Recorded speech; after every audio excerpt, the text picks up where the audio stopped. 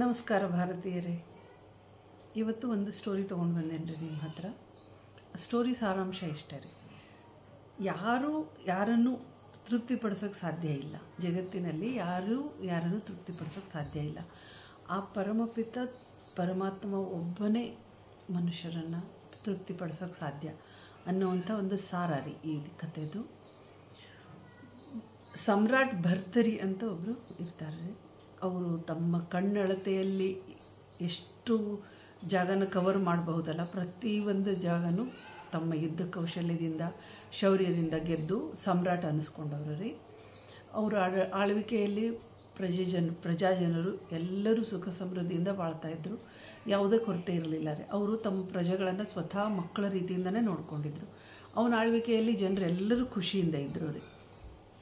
ಅವನ ಹೆಂಡತಿ ಪಿಂಗಳಾದೇವಿ ಅಂತ. ಅವಳು ಭಾಳ ಅಂದರೆ ಭಾಳ ಚಂದ ಇದ್ಲು, ಸ್ಫುರದ್ರೂಪಿ. ಅದೇ ರೀತಿ ನಮ್ಮ ಸಮ್ರಾಟರು ಸಹ, ಭರ್ತರಿ ಸಮ್ರಾಟರು ಸಹ ತುಂಬ ತುಂಬ ತುಂಬ ಸುಂದರವಾಗಿದ್ದರು. ದೇಹದ ಹಾಡ್ಯನೂ ತುಂಬ ಚೆನ್ನಾಗಿತ್ತು. ಬಲಶಾಲಿಗಳಾಗಿದ್ದರು, ಶೌರ್ಯವಂತರಾಗಿದ್ದರು, ಧೈರ್ಯವಂತರಾಗಿದ್ದರು. ಈ ಒಂದು ವಿಷಯದಲ್ಲಿ ಅವರನ್ನು ತೆಗಿಬೇಕು, ಮೈನಸ್ ಮಾಡಬೇಕು ಅನ್ನುವಂಥದ್ದು ಏನೂ ಇರಲಿಲ್ಲ ರೀ. ತುಂಬ ಒಳ್ಳೆಯವರು, ಇನ್ನು ಗುಣದಲ್ಲಿಯೂ ಸಹ ತುಂಬ ಒಳ್ಳೆಯವರಾಗಿದ್ದರು. ಅವರು ತಮ್ಮ ಹೆಂಡತಿಯನ್ನು ತುಂಬ ಪ್ರೀತಿಸ್ತಾಯಿದ್ರು, ತುಂಬ ಪ್ರೀತಿಸ್ತಾಯಿದ್ರು.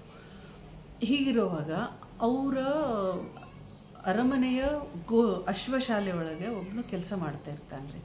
ಅವನ್ನ ಅಶ್ವಪಾಲ ಅಂತಲೇ ಕರೆಯೋಣಂತೆ. ಅಶ್ವಪಾಲ ಅವನು ತುಂಬ ನೋಡೋಕೆ ಚೆನ್ನಾಗಿರ್ತಾನೆ ರೀ. ಅವನು ಸಹ ಬಲಶಾಲಿಯಾಗಿರ್ತಾನೆ, ದೇಹದ ಹಾಡ್ಯತೆ ಎಲ್ಲನೂ ತುಂಬ ಚೆನ್ನಾಗಿರ್ತೈತಿ.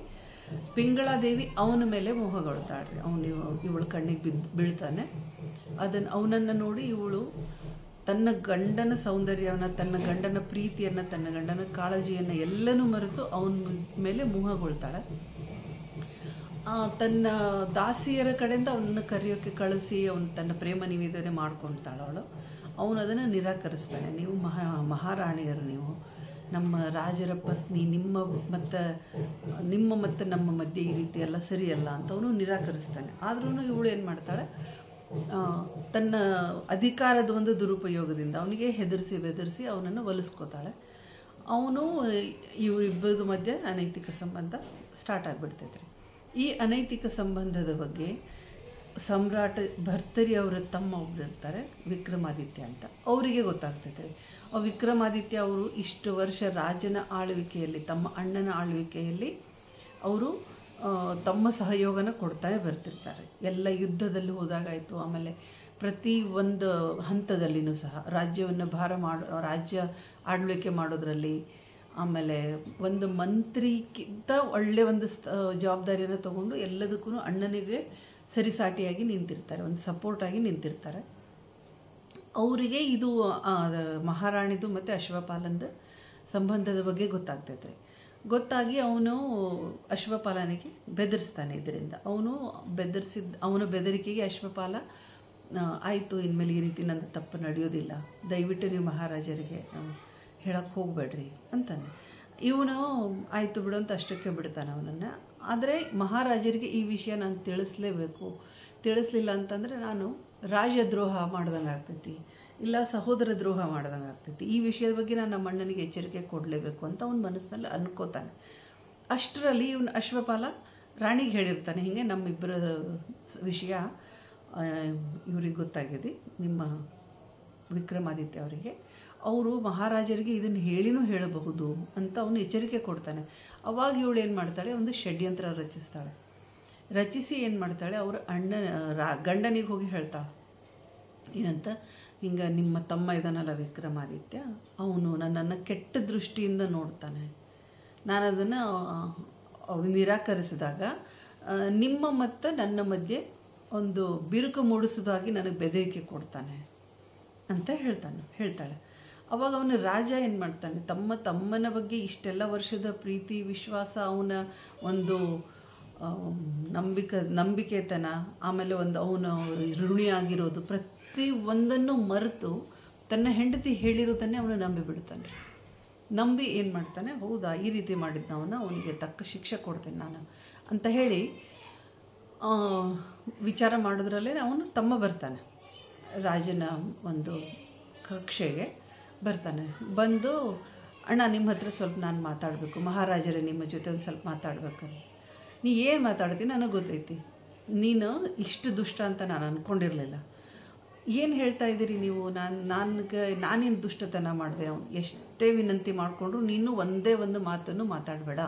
ತಾಯಿ ಸಮಾನಳಾದ ನಿಮ್ಮ ಅತ್ತಿಗೆಯ ಮೇಲೆ ನೀನು ಕೆಟ್ಟ ದೃಷ್ಟಿ ಹಾಕಿದೆಯಲ್ಲ, ನಿನ್ನ ಮಾತನ್ನು ಸಹ ನಾನು ಕೇಳೋದು ಒಂದು ಪಾಪ ಆಗ್ತದೆ ನನಗೆ.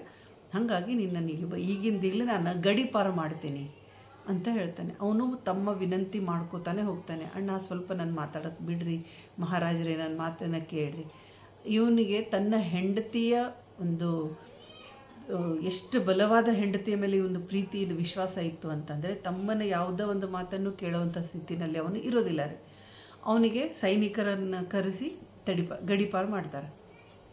ಇವನಿಗೆ ವಿಕ್ರಮಾದಿತ್ಯನಿಗೆ ಭಾಳ ಬೇಜಾರಾಗ್ತೈತಿ. ಬೇಜಾರಾಗಿ ಅವನ ಮನಸ್ಸಿನಲ್ಲಿ ಅನ್ಕೋತಾನೆ, ನಾನು ಇದ್ದೇ ಒಳಗೊಳಗೆ ಇಷ್ಟೆಲ್ಲ ಷಡ್ಯಂತ್ರ ನಡೀತಿರ್ತೈತಿ. ನಾನು ಇಲ್ಲಿಂದ ಹೋದ್ಮೇಲೆ ಇನ್ನೂ ಯಾವ್ಯಾವ ರೀತಿ ಷಡ್ಯಂತ್ರ ನಡೀತಾವೋ ಗೊತ್ತಿಲ್ಲ. ನಮ್ಮ ಅಣ್ಣನ ಜೀವಕ್ಕೂ ಸಹ ಒಂದು ಆಪತ್ತು ಇದೆ ಅಂತ ಅವನು ಅಂದ್ಕೊಂಡು ಸೈನಿಕರಿಗೆ ಏನು ಹೇಳ್ತಾನೆ, ಇಲ್ಲ ನಮ್ಮ ಅಣ್ಣ ನನಗೆ ಕೊಟ್ಟಿರುವಂಥ ಶಿಕ್ಷೆನ ನಾನು ಸಂತೋಷದಿಂದ ಸ್ವೀಕರಿಸ್ತೇನೆ, ನಾನು ತಡಿಪಾರು ಆಗ್ತೀನಿ, ನಾನು ರಾಜ್ಯ ಬಿಟ್ಟು ದೂರ ಇರ್ತೀನಿ. ಆದರೆ ಈ ಅರಮನೆಯಲ್ಲಿ, ಈ ರಾಜ್ಯದಲ್ಲಿ ನಮ್ಮ ಅಣ್ಣನಿಗೆ ಅಥವಾ ರಾಜ್ಯದ ಜನತೆಗೆ ಏನಾದರೂ ತೊಂದರೆ ಕಂಡು ಬಂತು ಅಂತಂದರೆ ದಯವಿಟ್ಟು ನೀವು ನನಗೆ ಒಂದು ವಿಷಯ ಮುಟ್ಟಿಸ್ರಿ ಅಂತ ಹೇಳಿ ಅವನು ಹೊರಟು ಹೋಗ್ತಾನೆ ರೀ. ತಡಿಪಾರು ಆಗ್ತಾನೆ ಅವನು. ಆಮೇಲೆ ಈಗ ಇದೊಂದು ಟೈಮ್ನಲ್ಲಿ ಏನಾಗುತ್ತೈತೆ ರೀ, ಆ ರಾಜ್ಯದಲ್ಲಿ ಒಬ್ಬನು ಋಷಿ ಇರ್ತಾನೆ. ಅವನು ಮಹಾನ್ ದೈವಭಕ್ತ. ಅವನೇನು ಮಾಡ್ತಾನೆ, ಒಂದು ತಪಸ್ಸು ಮಾಡ್ತಾನೆ. ಯಾರ ಜೊತೆ ಮೇಲೆ? ಇಂದ್ರದೇವನ ಕುರಿತಾಗಿ ಒಂದು ತಪಸ್ಸು ಮಾಡ್ತಾನೆ ರೀ. ಅವನ ಉದ್ದೇಶ ಏನಿತ್ತು ಅಂದರೆ, ನಮ್ಮ ಮಹಾರಾಜರು ಇಷ್ಟು ಸುಭೀಕ್ಷದಿಂದ ನಮ್ಮ ರಾಜ್ಯವನ್ನೆಲ್ಲ ಆಳ್ತಾ ಇದ್ದಾರೆ, ಅವರು ಇನ್ನೂ ಚೆನ್ನಾಗಿ ಆಳಬೇಕು, ಅವರು ಒಂದು ಆಯುಷ್ಯ ಇನ್ನೂ ಜಾಸ್ತಿ ಆಗಬೇಕು, ನಮ್ಮ ರಾಜ್ಯದಲ್ಲಿ ಸುಖ ಸಮೃದ್ಧಿ ತೇಲಾಡಬೇಕು, ಆ ರೀತಿಯ ಒಂದು ಆಸೆಗಳನ್ನು ಇಟ್ಕೊಂಡು ಅವನು ತಪಸ್ಸು ಮಾಡ್ತಾನೆ. ಆ ತಪಸ್ಸಿಗೆ ಇಂದ್ರದೇವ ಒಪ್ಪಿ ಮೆಚ್ಚಿ ಪ್ರತ್ಯಕ್ಷ ಆಗ್ತಾನೆ.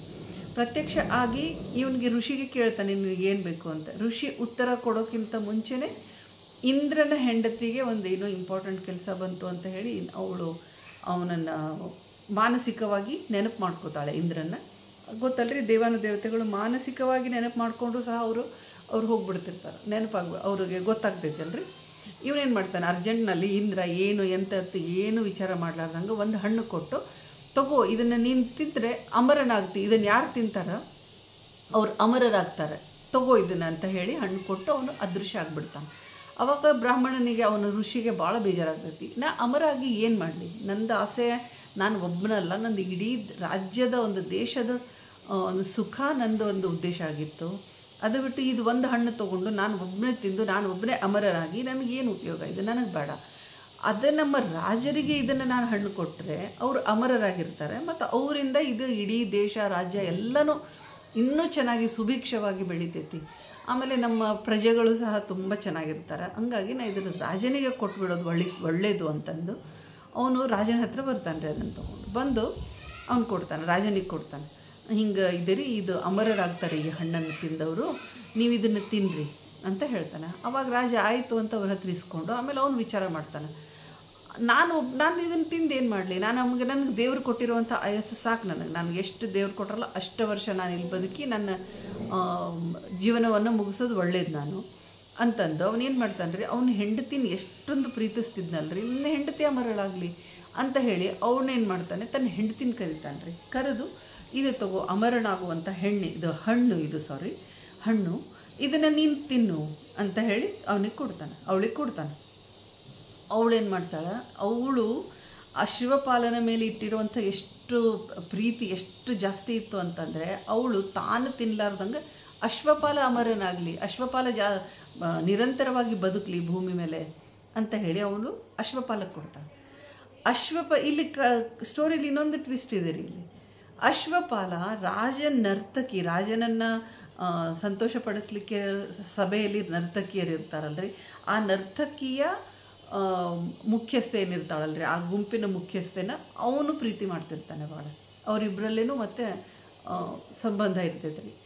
ಅವನೇನು ಮಾಡ್ತಾನೆ, ನಾನು ಜಾಸ್ತಿ ದಿನ ಬದುಕಿ ನಾನು ಅಮರನಾಗಿ ಏನು ಮಾಡಲಿ, ನನಗದು ಇಷ್ಟ ಇಲ್ಲ ಅಂತ ಹೇಳಿ ಅವನು ಆ ನರ್ತಕಿಗೆ ಕೊಡ್ತಾನೆ ಹಣ್ಣನ್ನು.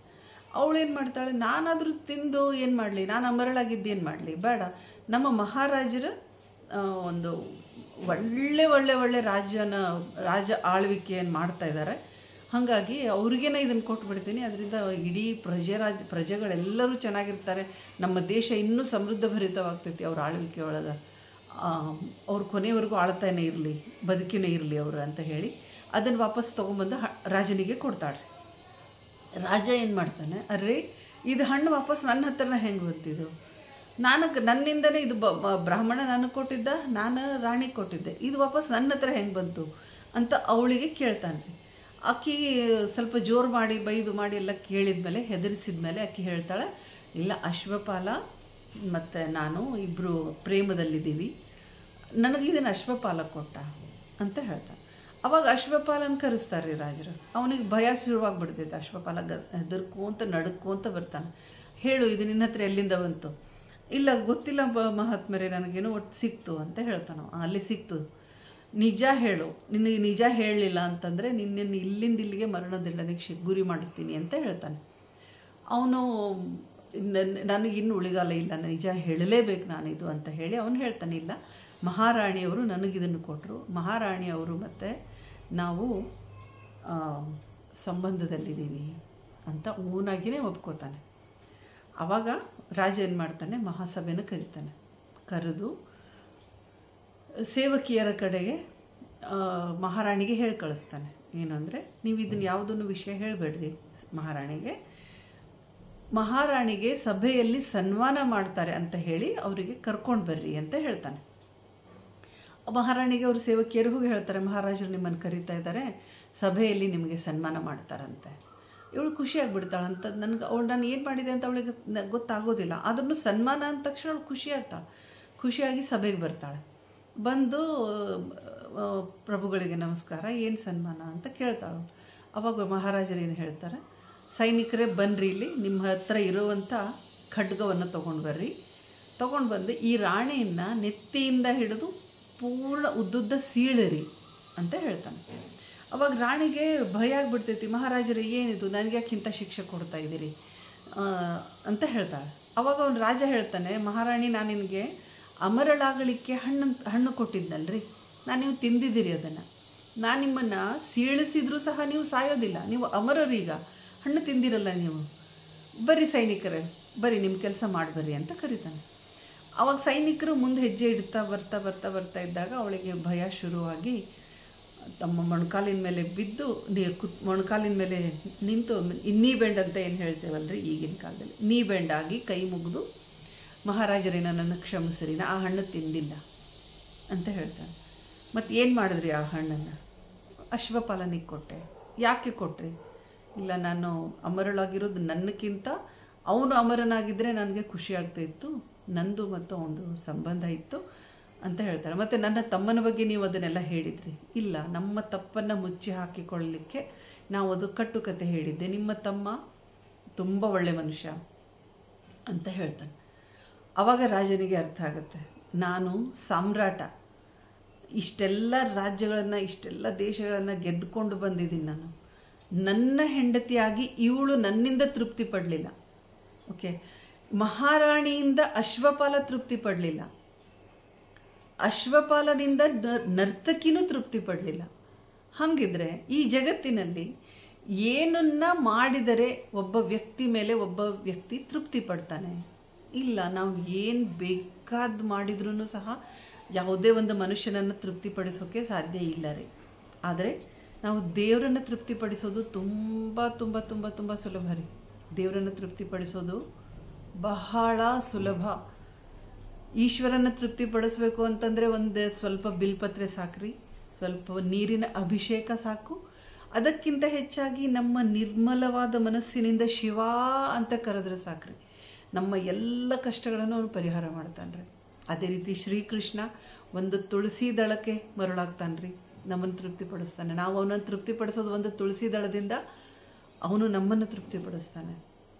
ನಾವು ಅವನಿಗೆ ಹರೇ ಕೃಷ್ಣ ಕೃಷ್ಣ ಕೃಷ್ಣ ಹರೇ ಹರೇ, ಹರೇ ರಾಮ ರಾಮ ರಾಮ ಹರೇ ಹರೇ, ಈ ಒಂದು ಮಹಾಮಂತ್ರವನ್ನು ದಿನಕ್ಕೆ ನಮ್ಮ ಕೈಯಿಂದ ಎಷ್ಟು ಸಾಧ್ಯ ಆಗುತ್ತೋ ಅಷ್ಟು ನಾವು ಜಪಿಸ್ತಾ ಬಂದರೆ ಅವನು ನಮ್ಮನ್ನು ತೃಪ್ತಿಪಡಿಸ್ತಾನೆ ರೀ. ನಮ್ಮ ಬರೀ ಒಂದು ಈ ಮಹಾಮಂತ್ರಕ್ಕೆ ಅವನು ತೃಪ್ತಿ ಪಡ್ತಾನೆ, ನಮ್ಮನ್ನು ತೃಪ್ತಿಪಡಿಸ್ತಾನೆ.